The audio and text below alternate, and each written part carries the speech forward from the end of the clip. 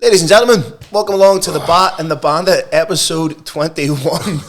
You doing okay, Lee? Alright. What's going on with you over there? I'm a bit fucking tired. Mate, I got stuck behind a Nissan Leaf on the way down the road. Have you ever seen one of them? That's not a thing. It's a thing. You're making that up. There's no such... I was driving behind it going, you're bound to be able to drive a bit quicker than fucking 7 miles an hour. Fuck's wrong with you? Is that an out-person car? But I think a guy was driving it was about 125. Here, wait do you hear this?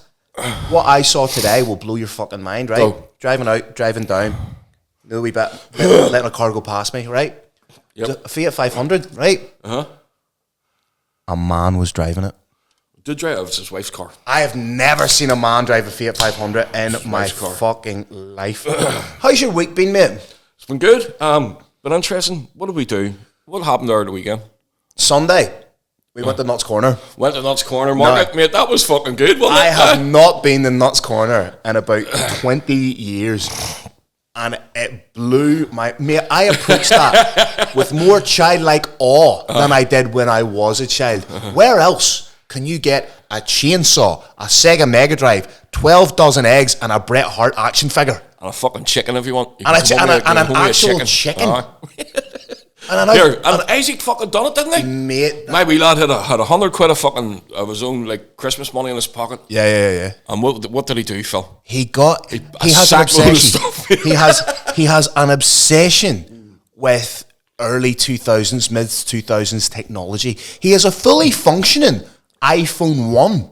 Fully operational. He sorted all that out himself. Fully operational. Now, he loves buying iPhones and Samsung tech and everything. Your biggest concern with that? My biggest concern with that is, Isaac, when you get this up and running, mate, you need to let me have a look at it first because nobody fucking... There's nobody's deleting any of their photos off. And these no. These are just going... I'm sitting going, fuck. Are you secretly hoping there's no pair of tits or something like that? They're fucking... there is on mine, isn't it? But I'm worried about that in case he fucking opens up a phone and there's a pile of fucking bucking fucking pictures or something now. I just think it's class. Like, he looks like the youngest drug dealer in the world, though. Because when you go out with him, well, he's usually wearing like a late era military coat. Sometimes it's German, sometimes it's not. He brings out the iPhone 5, the iPhone 1, the Samsung Galaxy FDS Y500, whatever he feels like at the time. Like, you know the way some boys will get up and be like, what watch will I wear today? They say, what phone shall I wear? Shall I have today? He's got I have an old MR2 up the side of the house, man, and he has it near running. That's fucking mental. He bought a battery. He's me fucking fleeced. His car was meant to just fall apart on the side of my house, and it did not. He's right into it. Like, I mean, he's fucking taking things apart, putting things back together.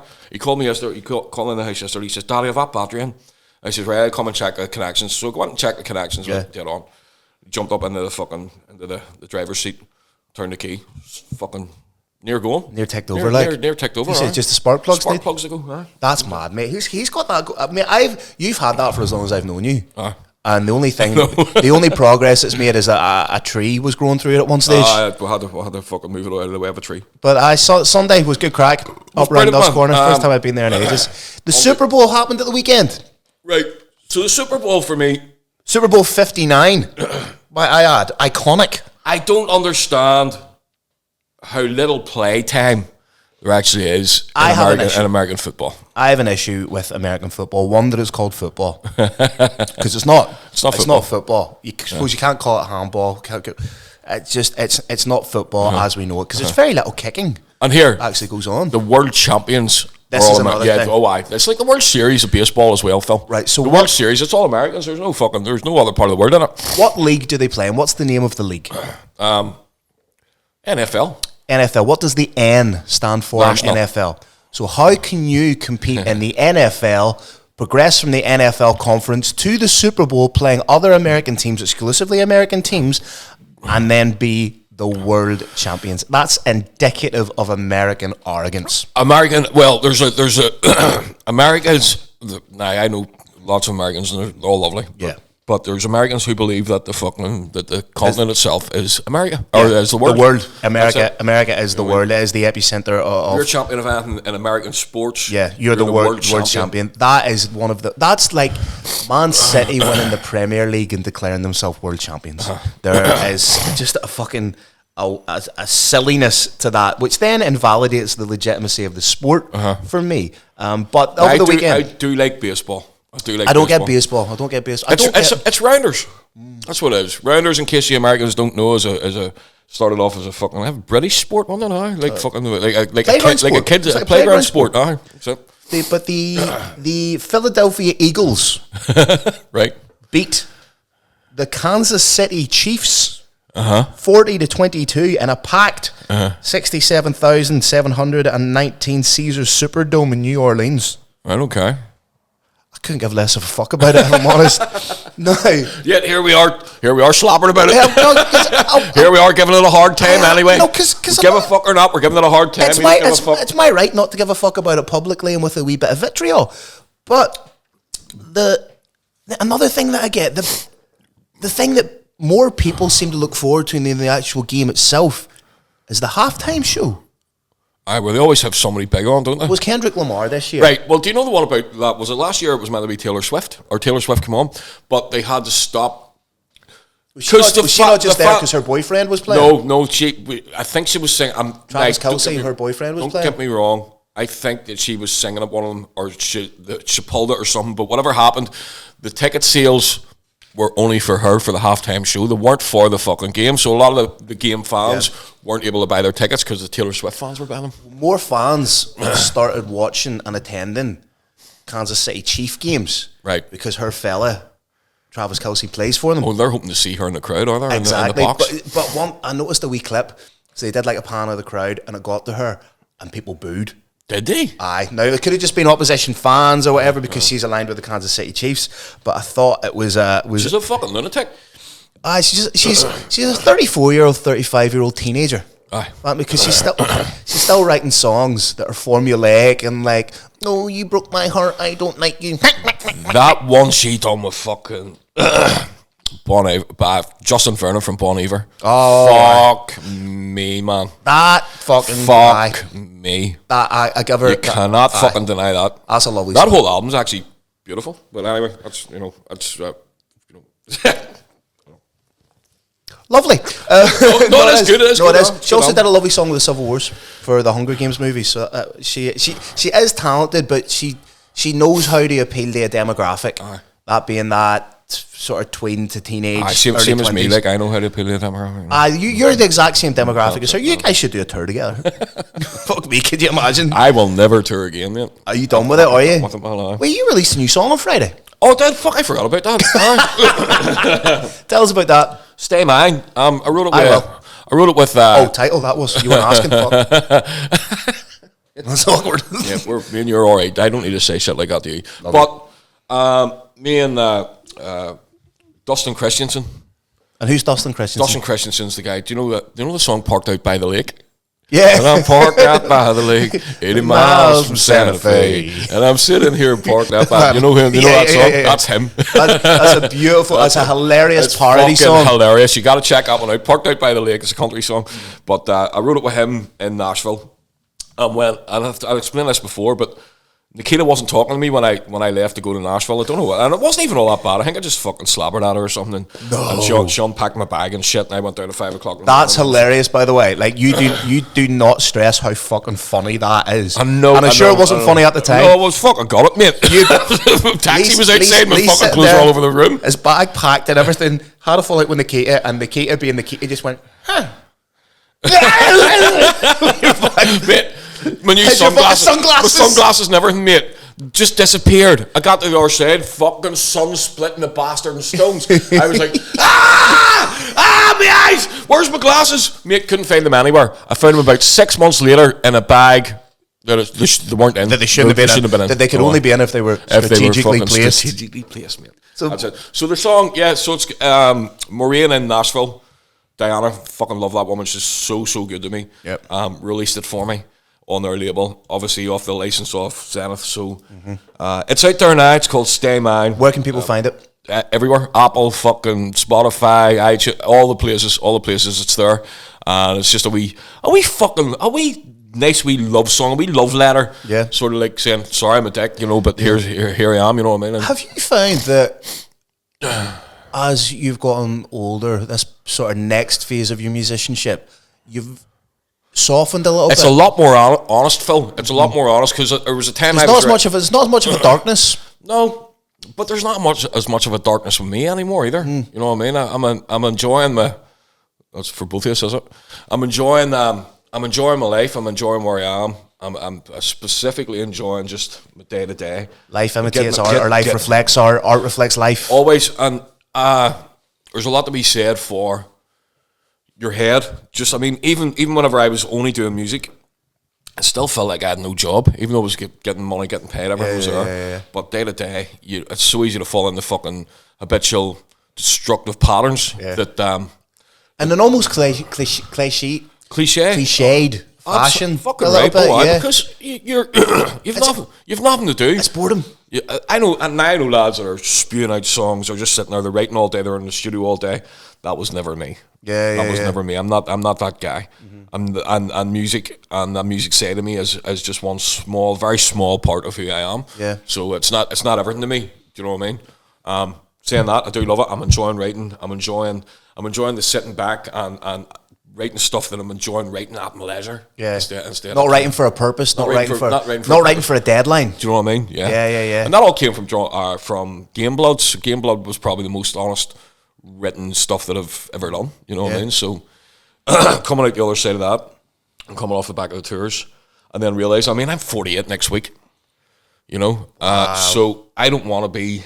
I'm not chasing something that's not there. Yeah. You know what I mean? I never really was, Phil. I was in it, enjoying it to see what would happen and to see how far. You know, you're kind of that wee lad from our towns, and you're going, fuck, these people look right, okay. So I just write this and see how far I can go. You know what I mean? I know I'm very good at what I do. I know that there, but I also know that what I do isn't what's probably wanted out there these days, you know what I mean? So I'm happy to release songs now and again and get some stuff in movies and TV shows and stuff, and then that's me happy. Stay, Mike, can you see that being almost like the introduction into the likes of the Nashville sessions or something? Will that gather legs? The first song was Peace of Mind from the Nashville sessions. Right, okay. Right? Remember last year? Yes, of course. It's the one with Isaac's in the video.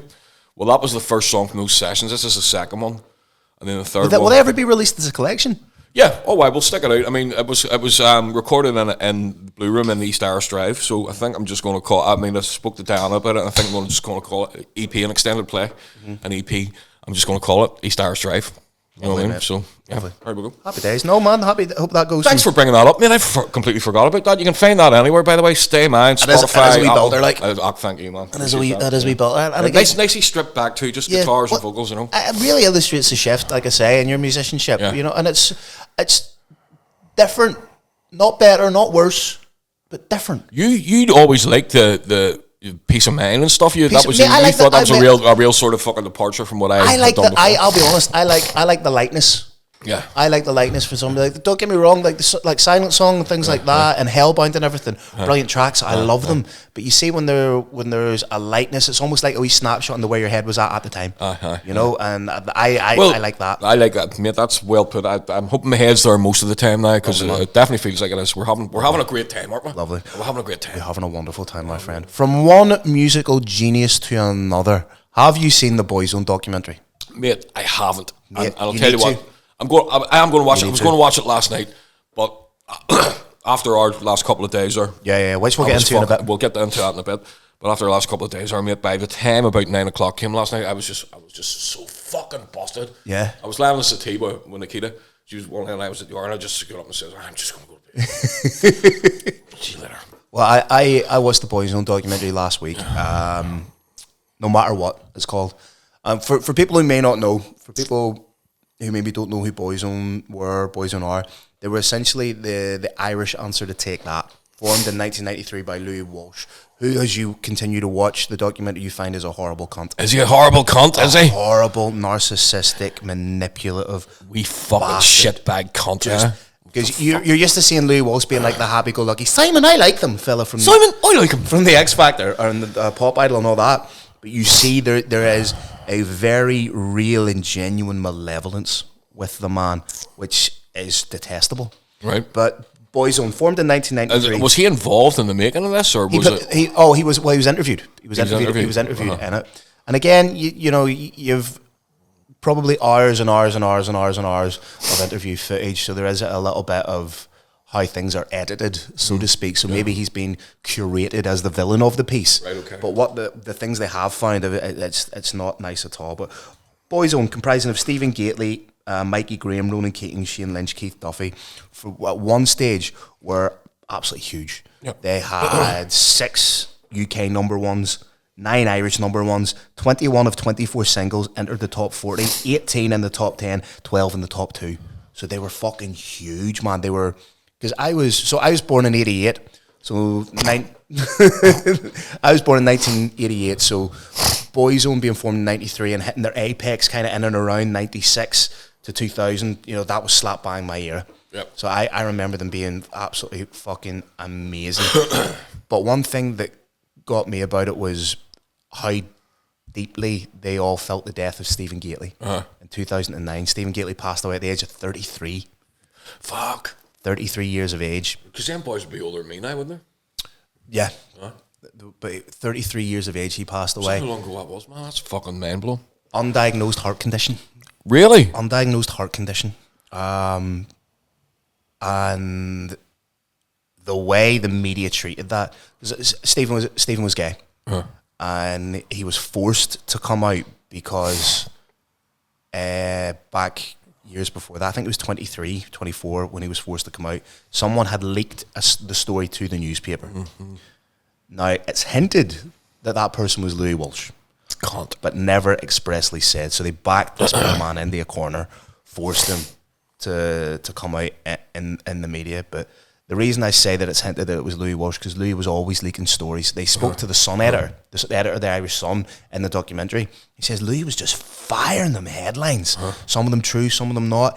He made up a story that they were all involved in a plane crash in Colombia. What? That wasn't true. And he didn't tell their family. So the family, like the boys are getting calls from Louis Walsh, the boys are getting calls from their family being like, what happened with the plane crash? He's okay, blah, blah, blah, blah, blah, blah.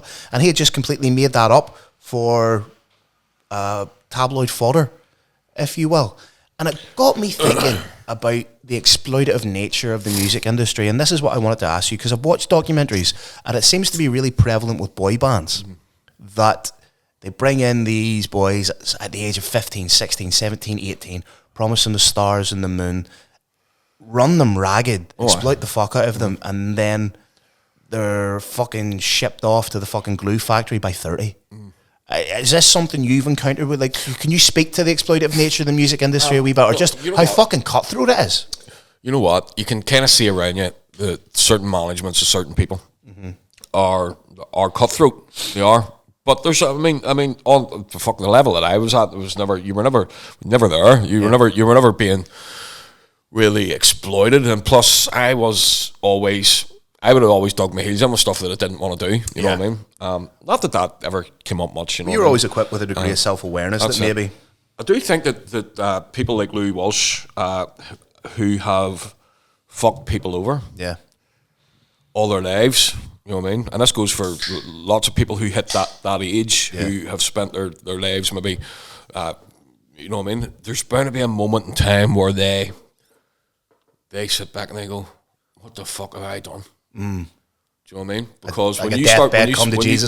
when you get to that point of your life where you can see the fucking end line, and you're not far away, and you look back and you see... I might have to atone for the shit I've done. Fucking hated. Yeah. And despised. You know what I mean? I mean, there's people like that in my life that I know will be thinking that, they'll be going, oh my God, I have fucking seriously fucked up, and I don't have much time left. Do you know what I mean? Well, he came off with a quote that really, for me, summed up what he was. Go. And this was an unedited, I prefer working with working class people because they do as they're told and they're easily manipulated. There you go. And that was said on camera. And you're sitting there with money. But if he's saying that on camera, unashamedly, what's he done? What's he fucking done, man? Yeah. There's levels of fucking... And it got me thinking about the nature of sort of toxic relationships, because there was obviously love between them all. They obviously all loved each other. Did they know each other before? No, they were put together. This was a fucking audition. This was a manufactured boy band in the truest form. Their very first show, I think, was on the fucking Gay Byrne show, right? And they didn't sing. They didn't sing but Louis was. I mean, he had them on that. He got them on that show, which was big enough. And they were just dancing. And they weren't dancing in sync. They were just dancing around. Yeah. You know what I mean? I remember it's actually pretty embarrassing when you see it, what he made them do. Oh yeah, and they hate it. They hate seeing that back. Obviously for good reason, because they were 17, 18, 19, just looking like idiots jumping about. But back to front Kangol hats and all, remember? So they obviously loved each other. Yeah. But if you're touring, now you can speak to touring, for example. I've never toured in that kind of sense. I've been away for a couple of months, going from show to show to show. Aye. I've never really toured for an extent. I think 2 months was the longest I've ever been away for an extended period of time. And you're with people you love. But you're in and out of each other's pockets all the time. You can't help but that familiarity breed a degree of contempt. Yeah, you're wanting to. I was very good at sort of sitting away. Yeah, and you know what I mean. Gareth me would have been good at that. Yeah. You know what I mean. And at the time, whenever we were on the tour bus,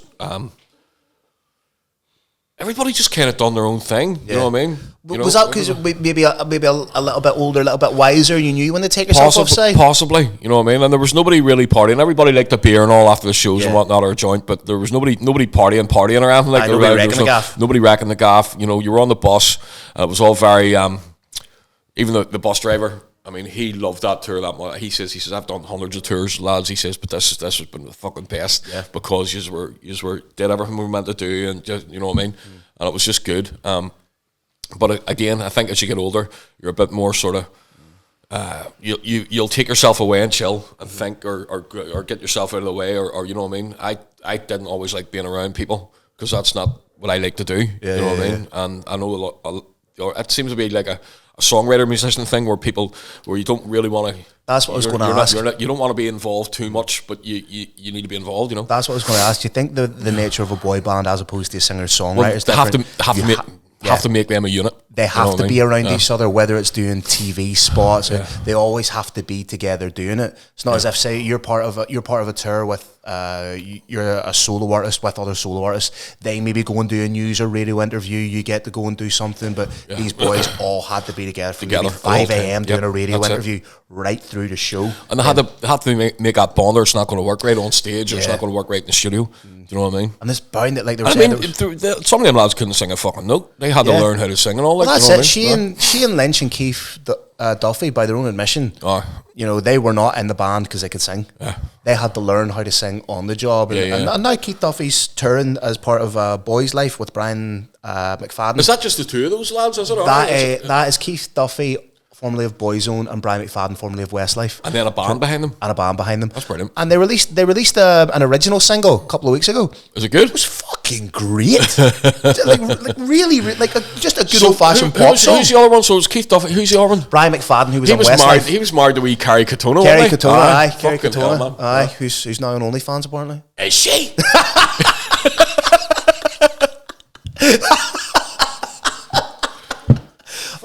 She used to be a wee belter too. Probably rough as fuck now. Have you seen Daniela Westbrook? She was on an interview there. I said, mate, but she's in a bad way. Shovelbeck.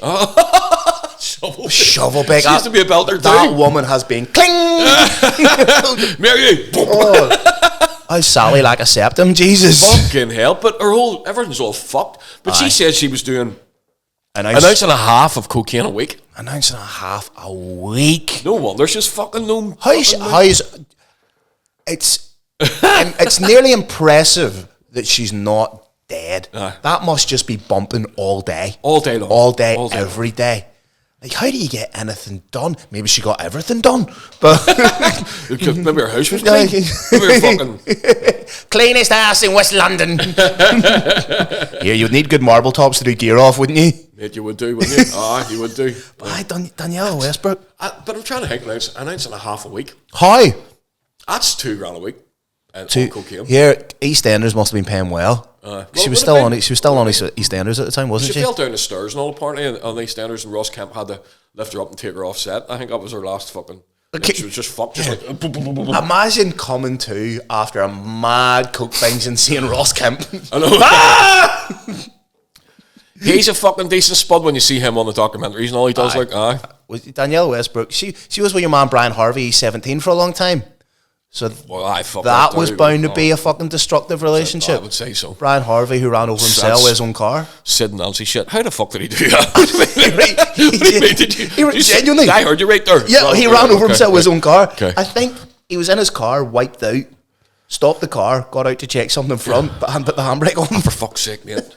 Silly cunt. Still alive, like, so I can call him a silly cunt. Anyway, but yes, but basically, watch it, mate. I'm going to. I'll do it. I cried twice. Did you? I cried twice because there's moments, and obviously they're talking about the death of Stephen, who was one of their best. Did that cunt capitalise on that and all as well at the time? Did he? Or did he go fuck? I went too far here. They were broken up at the time as a band, but obviously there was a load of media furore around it, and again, there's this weird attitude to gay celebrities. Is it still the same now, do you think? Back then I could see it, but a 33-year-old celebrity dies who happens to be gay, and there's almost this demonization of their sexuality. It becomes prevalent, and he was a hard partier, he was gay, so he was obviously doing party drugs and blah, blah, blah. It was a heart condition he didn't know he had, and he died in bed beside his husband. Do you know what I mean? It's not as if he was out in a club or anything. I still think there's a level of stigmatization and demonization of homosexual celebrities. Freddie Mercury's demonization was the fucking worst I ever remember, man. In the early 90s. That was the so you would have been in the sphere to remember that. I don't really remember that at all. Dragged him through the fucking swamp, so they did. Like, fuck me, poor man. You know what I mean? Just the media is vicious, man. Speaking of media, again, another segue. Well, this is something. So it was obviously, you know, when you can't sleep, you're fucking going through, you're doom scrolling, or you're going through articles or something. 2024 was undoubtedly the year of the woke agenda. Yeah, in my opinion. 2025. It's not being tolerated. I think you're starting to see the end of the woke era. Thank fuck. You're starting to see the end of it feels like there's a bit of a turn in the tide. What do you think has done it? Do you know what I think has done it? Genuinely, the rise of the woke agenda. Okay. Because what you will see, where an extreme agenda or movement gathers pace, gathers prevalence, rises to prominence, that in turn gives rise to the counterculture of that particular movement. So I think what you're seeing is disenfranchised people who don't identify with this. And again, it's a level of extreme. I'm not saying it's right, what the extreme right are doing, but what gave birth to that real vicious, militant, extreme right was the woke agenda. Because these people felt disenfranchised. They needed something to rally against it, and all it took was the likes of... So the greatest example of the fuck you to the woke agenda was the election of Donald Trump. And again, I'm not saying it's right, I'm not saying that's wrong, but it's an illustration of where the American zeitgeist was culturally. Yeah. There's I mean, the point is as well, is that it wasn't sustainable. It was never going to be. No. Humanity is humanity. Do you know what I mean? It's always going to go back to... You're always going to revert to nature. Yeah. And I think the woke agenda has been fucking horrible. There's a middle ground there that needs to be fucking... I'm a centre leftist. Oh, there you go. That's it. Exactly. And there's a middle ground that has to be walked at all times. And these people need to see that they're not the only people walking the planet. They're not the only people that fucking exist. And to look around themselves and see the people around them as well, and realise that everybody's opinions are right or wrong, are viable, and theirs and entitled. Yeah, absolutely. What I think is happening is Gen Z and the millennial generation are starting to realise that it's a crock of shit. They're starting to realise we're going to have to go to war here in the next 10 years. We're going to have to stop fucking about, pull our fucking trousers up and get on with it. I think what we're looking at is the death of an attempted cultural revolution. Yeah. And I think that we've talked about, so I'm a centre leftist. And if you were at a stage last year a centre leftist, you were called right wing. You were called alt-right. You weren't a liberal. Unless you were liberal to the point that they were liberal. And these building blocks started happening where they were trying to out-woke each other to the point where it was getting fucking stupid, to the point where if you didn't agree vehemently with everything they said, you were homophobic, you were transphobic, you were racist, you were xenophobic, you were any other kind of phobic. So people, especially in the centre left, were that scared of being ascribed these particular labels that they said nothing. They were almost gaslit into being woke, if you will. You call me whatever the fuck you want, but I don't give a fuck. I don't give a fuck what you think about me. I don't give a fuck. If I say something that annoys you, fucking go and fuck yourself. That's on you. Take yourself out of the fucking room. I would love if there was a wee fuck counter in the corner there for the amount of time. Just bing, bing, bing. You know what I mean? Yeah, I agree wholeheartedly. I will not, and I'm not a bad, I'm not a bad person. No. Generally. And I love humanity, and I love where we are. I love this fucking planet. But there's things I do not agree with, and I'm going to fucking not agree with them to their face. And and the only way that you're going to be able to fucking do anything to me is if you think you can fucking knock me out. Because if you can't, you're fucked. Isn't that right?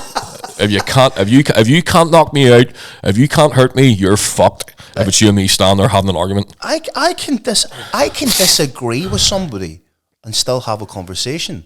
There is this thing from that, and a conversation starting to come back round a little bit more. Discourse is starting to come round. Tiny bit. People are, you know what I mean? But conversation died. Mate, nobody sits. You couldn't have dialogue in 2024. Do you know what I mean? All of 2024, or probably the fucking last 4 or 5 years before that, you can't have a conversation with someone without their spines going up and without you being accused of being this, that, or the other. And it's okay to disagree. My wife's like that with me sometimes. You know what I mean? That's fucking nuts. Disagreeing with somebody and having disagreement is not violence. It's called discourse. That's how you get to societal progression. That's how you get to resolution, is by having discourse. I believe this, you believe this. Is there a middle ground? If there's not a middle ground, let's shake hands and move on. Yeah, it's that simple. And you don't need to be that friendly. Batter someone over the head with rhetoric until they believe or something. Diversity is the fucking beauty of life. It's the beauty of being alive. Diversity of they were great dancers. Diversity of people. They won Britain's Got Talent. Right, hold on a minute. Sorry. Diversity of fucking peoples. Diversity of food. Diversity of the fucking countries. Diversity of the colour of your skin. Diversity of your ideas. It's fucking all beautiful. Yep. But when you start to kind of fucking force your ideas on the people, and you don't have the laws to do it, you don't have the backing to do that, is not what you're able. You can't change anything. That's fascism. That's fascism. Exactly, mate. Yes. Well done, Philip Campbell. Hey, listen, did I just do the thing? You did, mate. That was wonderful. And then I'm going to bring it right down to a base fucking level again by saying, so the best this. Do you know what actually got me thinking about this yesterday? I was watching the football. Right. Do you watch football? I do watch football a wee bit. I was watching football last night. Man City were playing Real Madrid, right? Before the football starts, at halftime and at the end, you have pre-match analysis, halftime analysis, post-match analysis, right? Yeah. The panel was entirely men. Right. That is the first time I can remember watching football in a very, very, very long time that has happened. Yeah. Usually. Did that bring Rosie Perez in or having, you know? Good callback to the Tyson fight. Well done, brother. Fucking Tyson fight. Exactly, man. So what the fuck was that? Anyway. Usually they bring a female professional footballer in to critique and analyse the men's game. I don't agree with that, because that particular female has played women's professional football, which is at such a substandard, it's equatable to Sunday League football. Right, it's not good. And I'm not saying that to women are better at other things than us. I'm not saying that to bite my thumb at the women's game or anything, but the quality of women's football is a good 40, 50 years behind that of the men's game. Yeah. Therefore, you cannot, with a straight face and good intention, listen to a former female professional footballer critique the man's game. 50 quid a game. 50 quid a game, that what it's just I'll give you 75 quid a game. That's you're a pro now, love. It's like I've tried to watch the WSL, the Women's Super League. It's not enjoyable to watch, and I don't want to watch it in some virtue signaling attempt to be like, hey, aren't the girls doing well? The US national women's team, who are meant to be the best football team in the world, played an under 15s high school team. Smashed, did it? The lads got beat 4-5 zip. Holy fuck. And again, that's not me being like, no, aren't women bad at stuff? Soccer in America, football in America is a kids and girls game. Yeah. Because the man's game is the rugby with all the fucking the helmet and the shoulder pads and all that. Do you know what I mean? It's not even as hard as rugby. It's not even as hard as rugby. No. and I just thought it was interesting. It was, mate, it was borderline, dare I even say it, brave of the broadcaster to have an all-male panel. I thought it was fucking mad, and I thought it maybe illustrated a shift where it was like, it's safe enough to do this now. Aye. Do you know what I mean? We don't have to shoehorn this in and have it as such an obvious ta-da. Yeah. Do you know what I mean? So it just got me thinking about it, and it got me thinking about, you know, hopefully we're coming to a more balanced social consciousness where we can all interact without fear of that unnecessary pushback, if you will. Yeah, I think there was the looking back over the whole last sort of 3 years, it's probably a lot worse than what we thought it was, because it's bad enough that it's starting to implode. And things only implode whenever they went too far. Yeah. I'm gonna get a quick smoke. You go for a quick smoke, mate. We'll take a quick break. That was lovely. Well done. Welcome back to the Bar and the Bandit, episode 21. Lee said, "Do we smoke? Are you okay? I'm good. Are you good, okay? Mate. You centered and all now? I'm still a wee bit tired, mate. What are you tired from? Well, do you remember on Monday past? Yesterday. Whatever, yeah. No, the day before, wasn't it? My concept of time is still fucked. Your time's still fucked, isn't it? Still completely fucked. Philip and I, Lee and I, and a young friend of ours, and a wee friend. Good lad. A wee friend makes him sound like a kid. He's off edge. He's off. No, he's near 30. Aye, he's not a man. But we forayed into a wee mushroom trip, didn't we? Fuck me, did we? Oh, right. So usually we haven't even discussed this together because I didn't see you yesterday. No, Monday night it was, and usually our mushroom trips are from mushrooms that have been grown specifically for the purposes of taking in a curated environment, yes, if you will. Yep. So this was the first time in a very long time that I had done mushrooms that had been picked in the season. So these were Liberty Cap. Yeah, these were grown in the wild, if you will, Liberty Cap mushrooms. And there's a lot to be said for the person that picks them. He's taking care of it. He's flicking the spores again. Yeah. He's lifting and there's a lot to be said from where respectfully picking them. So Monday night, we're like, right, we're going to do this. Everyone's in a great headspace. We'll do this. I started with 3.5.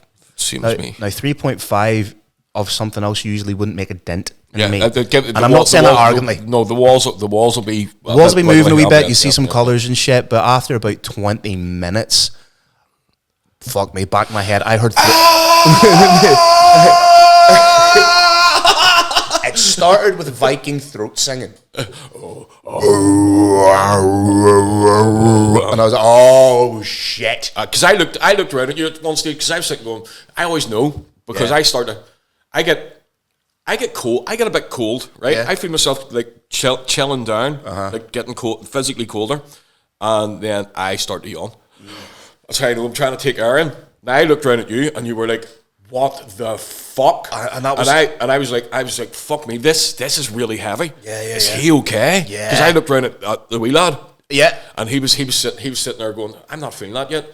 And I was like, you're bound to be. When he said he wasn't feeling it, I was off my fucking tits. And I was like, what is wrong with this individual? Yeah. And again, everything went into this beautiful kaleidoscopic orgy of colours, is all you could describe it. And we had Shane Gillis is our safety blanket. There are two things that are our safety blanket when we trip. Shane Gillis, Beautiful Dogs Comedy Special, and Pearl Jam 10. Yeah. So we had Shane Gillis on, and I'm in this swirling vortex of colour and beauty and geometric shapes and patterns and code. And it was just lovely, and I get this beautiful ethereal feeling of love and harmony and peace and being with my brothers and just this light and magic and majesty. Now, I went. This was probably the most introverted I've ever went with a trip. Yeah, and not in a. You were zen though. Yeah. You were fucking zen, man. I was just. And not in a like introvert as in, no, I don't want to talk to anybody. And I'm going into myself here, and I'm just going to swim in the meanness of this. You were here, I was here.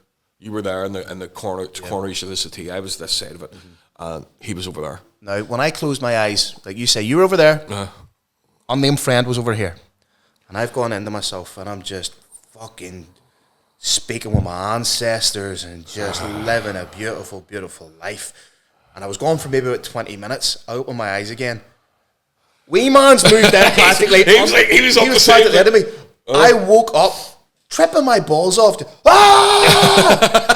He's tripping his balls off for the first time. I'm screaming at him. He's looking back at me going, I had this fucking beautiful wee moment where I was just sitting there because I felt a bit like the caretaker that night. Yeah, you know the protector, if you will. So I was sitting there sitting there watching you and stuff, and I was anytime I felt that anybody was a little bit under pressure, I was kind of telling stupid stories, wasn't I? Yeah, fucking pissing ourselves. It was brilliant. Oh, there's more, because for people who don't know, there are these beautiful, profound moments and then where you have realizations, and then there's just us talking absolute shit about how small your feet are, or just really, really stupid shit to alleviate some of the gravity of it. Because there is a gravity. 100%, man, 100%.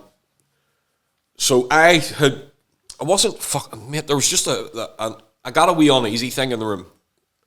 I was like, right, okay, what's happening here? And then I started, like a shift, and then I started to get questions sent to me. Now, the last one we done together, I had a fucking battle. Yeah, you had a nightmare. We haven't even spoke about this. You had a living nightmare, man. I had a battle to get to the other side of that.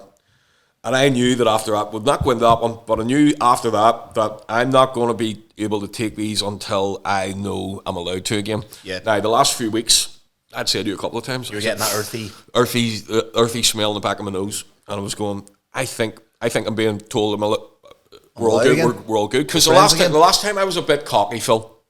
And I was a bit cocky. And didn't square up to the gods, but I also wasn't. I was probably a bit disrespectful, right? And they let me know in a very fundamental way. In a very, very fundamental way, they fucking deconstructed me that night. Yeah. And it was the worst thing I've ever had to go through in my life. Mm-hmm. So the last few weeks, it started to kind of get that. Right, okay. This feels like, and I said to you a couple of times. Yeah. I think now I'm maybe, you know what I mean? Yeah. So when I got it, and there was this uneasy thing in the room, just for a moment, and I was like, right, and I was like, because you can get your questions, you can hear your questions, you can hear what's going on, and I was like, right, what the fuck's going on here? And it says, and I got this thing saying, right, you're going to explain some stuff to him, not to you either. Yeah. He says, you're going to explain some stuff to him, and we're going to help you explain it. Man, that wasn't even me. No, you were... Even he said, your face wasn't yours. The voice that was coming out of you when you were telling me stuff wasn't even yours. He was sitting there going, where's all this coming from? And I was going, I don't know. It was a lot for him to take. It was a lot for me to fucking take, man. I was like sitting in the back of my head smiling. I was like here smiling while I was hearing these words coming out. And it was everything, man. I travelled back to the singularity of the universe, man. And they showed me shit, and they said, and you know what? The most beautiful thing was that what we take as cliches, brotherhood, love, all that, with all the shit we pay lip service to every day. They showed me why, and made me explain why it wasn't just lip service. Wow. Here's why you say that, here's why you feel that. And I was fucking just like, so, and Tony had my hand here, and I was saying, and Tony kept looking behind me, and I remember. So we're naming him, right? I remember. We're naming him then. Exactly. All right. I grabbed he had me by the hand, and he was looking at me, and he kept looking behind me, and I remember saying, because I didn't know what was going on, it wasn't even me. Yep. I says, don't pay attention to anyone's behind me. You look at me when I'm talking and listen to me. And he was like, right back at me. That wasn't me. I was being a fucking vessel for something there. Fucking hell. And there was one moment. Do you remember the moment where I said I just got overwhelming? The room got overwhelming. Mm-hmm. Whenever I looked around me, the whole thing was just the divine pattern, just that repeated chaos pattern. The whole fucking room was perfect and beautiful. And I just looked at Tony. I said, "We are not on our own here. You know that." And he went, "What do you mean? What do you mean?" And you kind of put your hand on him and says, "You're all right. No." I said, "No, it's all good. It's all good. It's all good." But fuck me, man. Yeah. What the fuck? I was quiet for about 2 hours. You were just sitting there, I kept going, "Not right, mate," and you just There was no need for me to talk or interject. There was no, because the level of comfort I felt just sitting there. Fucking beautiful. Just sitting there in my wee mushroom blanket. So I have a blanket that has mushrooms on it that someone very important got me. So I'm just sitting there in a blanket that has mushrooms on it, just content and safe and warm and fuzzy and lovely. And it was indescribable. It wasn't about anybody else. It was about the three of us at that moment in time. It was fucking... It was the best thing that could have ever happened, man. And he did a great job. Tony did an incredible job, because at one stage he got it tight. He got overwhelmed. He says, I feel sick. I feel sick. Because I remember he just darted up. He got up and was just like, I'm going through something. Something's going on here. Are we all going through this? Is everybody going through something right now? And I was sitting there being like, do I lie? Because I'm having a fucking great time. No, but even whenever I got up and went out with him, it was just because he had to go for a breather. He had to go for a breather, which we've all had to do. Yep, and he had to go for a breather, and I was sitting with him outside, and I had my arm around him, and he just said to me, he says, Lee, I don't even know what's real and what's not. I says, I'm real, I'm your brother, come here, put your head. And he put his head in here. I was just I says, we're together on this, don't worry about it. And see, as soon as I said we're together on this, he went, we are, aren't we? I says, we are. And he got up and went back inside, and that was him. Now, could you imagine, for somebody that hasn't done their due diligence to know what mushrooms are and to know, like... Imagine being a 15-year-old taking that for the crack. Fuck me, you throw yourself off a ledge. You'd be dead. You couldn't handle it. You couldn't do it. Or even in your early 20s thinking this is a recreational bit of fun. It's not. There's nothing fun about it. You have to be so this is not a recreational drug. No. This is what you do. This is what we do when we need answers for questions. This is what we do when we're feeling lost in some scape or some point in our life, whether that's our love life, interpersonal relationships, career-wise, just day to day. This is when we take them. We're not taking these for a jolly. No, we're taking them because we're the type of people that if we don't take them, we're going to be very, very harmful to ourselves. Yes, exactly. There's destructive... and substance abuse and alcoholism. Yeah. So, doing it, mate, I don't know about you, yesterday was literally the most beautiful, best, and I was fucking shattered. I did not sleep a wink. Yeah, we didn't sleep. It has to be like because the thing with mushrooms is you will be tired. Get up 3 or 4 in the morning, you will be tired thinking, I need to sleep. They won't let you sleep because they're not finished with you. They're not finished with you, and they'll keep you right to the fucking wire. Yep. You know what I mean? Yesterday all day, my phone sat beside Phil, you were there. I know. My phone sat beside me all night. It was not on a charger. It was not on a charger. Whenever we started to come around a little bit and you could see the fucking phone again, it was sitting at 100% charge. It hasn't been on the charge since then. That's Monday. My phone's shit, by the way. I'm still on 69% now. Yeah, that's an iPhone Breeze block. It shouldn't charge in the first place. Anyway. Yeah. So there was an energy in the room that was doing that, but not only that, it charged us as well. Electrical beings. You're an electrical being, man. Yep. I was talking about the God of Hebrews. I was talking about the God of. I was talking about Sophia. I was talking about the Goddess. I was talking about the universe. And it was all stuff that I kind of know a bit about. But what was coming out of my mouth was fucking detailed shit. Yeah. That wasn't me. That I was explaining stuff that I didn't, because I was sitting going, I didn't even know that. You know what I mean? And it wasn't bullshit. It was all viable. It was science melding with the spiritual. And yesterday, I don't know what happened yesterday, but the day itself was fucking perfect. It was the most productive day I've had in a long time. It was, mate, I baked buns with Isaac last night. I've never baked in my fucking life. I was standing there, shattered, smiling, hugging him, baking fucking buns, sticking bits of Galaxy Caramel into fucking... You any left? There's somewhere. I cleaned my house from top to bottom, because when I'm in a bit of a funk, like many people, my house goes to shit. Yep. I just don't bother. But yesterday I was cleaning, I was doing washing, everything was like changing bed sheets and everything. And then I went to the gym about 11 o'clock. I hadn't eaten all day yesterday. Yeah. I should have been weak as a fucking kitten in the gym. I shouldn't have been able to lift anything. I'm busting out PBs. I'm like in an empty gym, like fucking sticking on 80s fucking music, loving life. I shouldn't have had that level of energy, excitement, enthusiasm at that stage of a day. Mate. You know, so I was infused with something. Yeah. Infused with something. But even whenever I got to bed last night, I was there and I was kind of, but also I was trying to make a decision. Like, will I go to sleep or will I stay awake a while longer? Yeah. My head was just trying to unpack everything and put it back together. Yeah. We got deconstruct. You thought there was something early on that was there that was not malevolent, but it shouldn't have been there. Yeah. I said that to you. You said that, and I think I felt the same Said that thing. to you privately? Yeah, because you could see it here. In my peripheral. I couldn't see it, but I could feel it. Yeah. I could feel it because I was going. I didn't want to freak Tony out. No, I'm rightly so. He'd be okay now, but But at the time, yes, not something you would want to say. But you said it wasn't there for you. It wasn't there for me either. Mm-hmm. But you said it was staying around him. So we've, I don't know whether it was a thing kicked in with us, right? You need to protect him here. So here's what to do: get close together, get your heads together, and here's what I want you to say. Do you know what I mean? Yeah.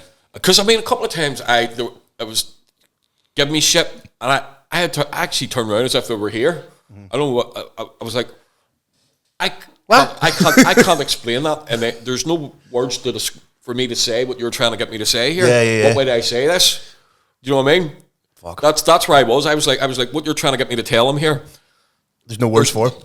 You can't articulate what you're showing me here. I don't know how to say it. And then they were kind of giving me how to say it. Man, it was fucking what a life. It was the best. What a life. If you are struggling in your life and you need help, fuck the doctor. Yeah. Fuck the fucking the psychiatrist. Yep. Do you know what I mean? Go and take fucking 3.5 grams of fucking. But not on your own. Not on your own. Never on your own. That would be my sort of ending statement. Yes, do them for the right reasons, with respect and reverence, and never on your own. And with people who aren't going to fuck you about.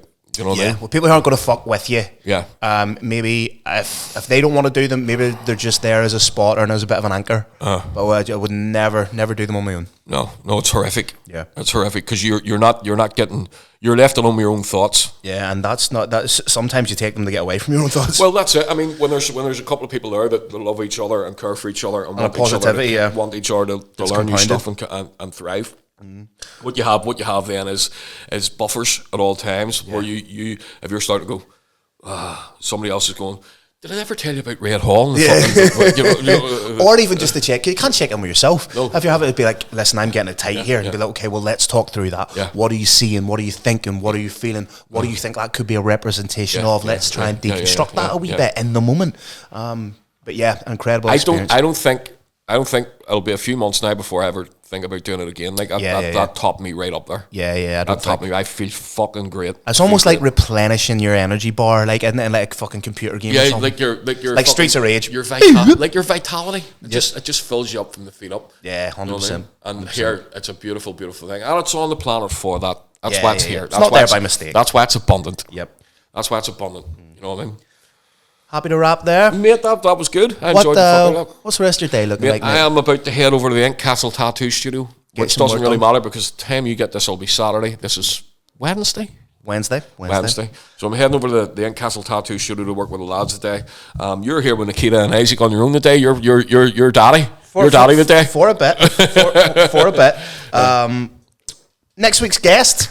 Yeah. We'll touch on that. 22nd of February, we have the great and powerful Mr. Liam Shannon. Is he coming on? For coming in studio for a chat. That's going to be fucking fantastic. I cannot wait for that. I cannot say enough good things. What a guy. This guy he's one of the pioneers of mixed martial arts in this country. Yep. I can't wait to fucking hear that. Cannot wait for that. I can't wait to hear his story. Exactly. Not about the gym, not about the fighters. That's I want what to hear I his think story. because usually he does the podcast circuit because obviously he's in demand, but he's usually talking about, and we will talk about FAI, the fighters. Absolutely. We will touch on Paul Hughes' time in the PFL. But what I really want to get down to is his history within the sport, which I think will be so fucking interesting. Friday is Valentine's Day. Oh, I'm taking the day off work. What are you doing? You can say. What am I doing? We're doing something because we're taking the day off. I'm assuming we're going to watch Nicholas Sparks movies and ride. What time do you want me to come up at? No, you can stay at the window, mate. You're not actually coming. Oh, you meant your wife? Yeah. You like a wee Nicholas Sparks movie too, The Notebook. Fuck me. Well, I have a signed copy of the book. I like Dear John. A Walk to Remember with the beautiful Mandy Moore and Shane West. Yeah, Mandy Moore. Man, she's a fucking babe, isn't she? I mind her in Scrubs. Oh, Oh, aye. Julie. Julie, aye. Wow. We clumsy Julie. Here, have you been watching Scrubs? Mate, I've thought out that. Well, so we watched it when we were. That's how we were dovetailing off the mushrooms. We watched it. I came to realization, right, and I said this at the time. I have a penchant, if you will, a predilection, if you will, a genetic predisposition to beautiful blonde women who are fucking mental. There's a character in Scrubs called Dr. Elliot Reed. And when I was growing up, I would have been about 12, 13, 14 when the first season came out. Your measuring stick. That is my North Star. That is my true north. So that kind of came to fruition. But anyway, ladies and gentlemen, this has been The Bat and the Bandit, episode 21. Continue to like, follow, share, subscribe, comment, all that good stuff. And feel free to let us know what you like, what you don't like, what you would like to see maybe more of. What you'd like to see us talk less about, but thank you so much, and we'll see you next week. See you soon. Holler. Bye. That was good, man.